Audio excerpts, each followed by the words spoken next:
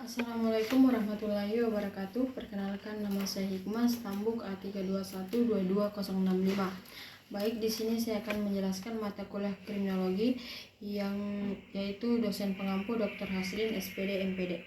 Baik, langsung saja. Bagaimana keuangan daerah dapat dioptimalkan untuk mendukung pembangunan ekonomi lokal, sementara yang kita ketahui keuangan daerah biasanya diambil alih oleh pemerintah pusat seperti pertambangan dan sebagainya. Keuangan daerah dapat dioptimalkan untuk mendukung pembangunan ekonomi lokal dengan meningkatkan pendapatan asli daerah atau PAD melalui pengelolaan pajak dan retribusi yang efektif serta mengembangkan sektor ekonomi lokal yang beragam seperti pertanian, industri kecil, dan pariwisata.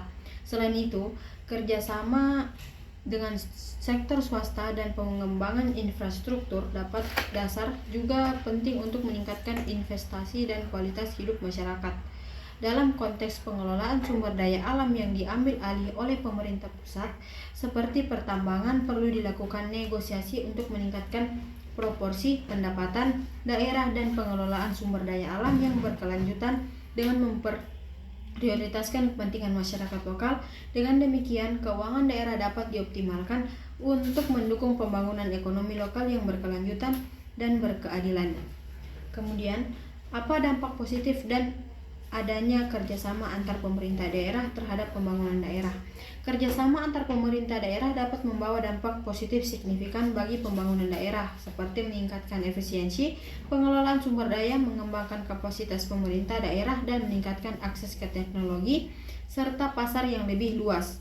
Melalui kerjasama, pemerintah daerah juga mengurangi bagian pembangunan dan operasional, serta memfasilitasi pertukaran ide dan inovasi.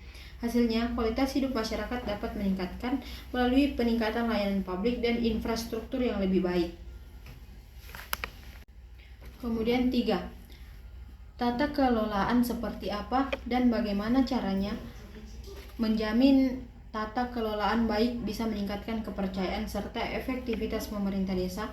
Tata kelola yang baik dapat meningkatkan kepercayaan dan efektivitas pemerintah desa dengan cara yaitu transparan dalam pengelolaan keuangan dan pengambilan keputusan, akuntabel dan bertanggung jawab atas tindakan dan keputusan, melibatkan masyarakat dalam proses pengambilan keputusan, mengawasi dan mencegah penyalahgunaan kekuasaan dan sumber daya, menyediakan informasi yang akurat dan terkini kepada masyarakat.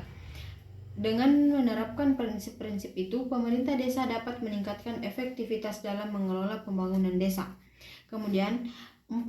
Dalam kerjasama pemerintah daerah, apabila terjadi perselisihan atau konflik, bagaimana mekanisme penyelesaian perselisihan yang paling efektif diterapkan dalam perjanjian kerjasama daerah tersebut agar tidak menghambat pembangunan bersama.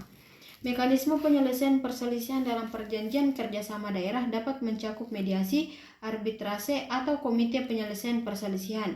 Perjanjian harus mencakup klausul penyelesaian proses yang jelas, prosedur penyelesaian yang efektif, dan waktu penyelesaian yang realistis. Dengan demikian, konflik dapat diselesaikan dengan cepat dan efektif sehingga tidak menghambat pembangunan bersama. Kemudian 5. Apa perbedaan antara desa dan kelurahan terkait pengelolaan daerah dalam hal pembangunan? Desa memiliki otonomi lebih luas dalam mengelola pembangunan dan keuangan sendiri, sedangkan kelurahan memiliki otonomi terbatas dan lebih banyak diatur oleh pemerintah daerah. Baik, itulah yang dapat saya jelaskan. Kurang dan lebihnya saya mohon maaf. Wabillahi taufiq wal hidayah. Wassalamualaikum warahmatullahi wabarakatuh.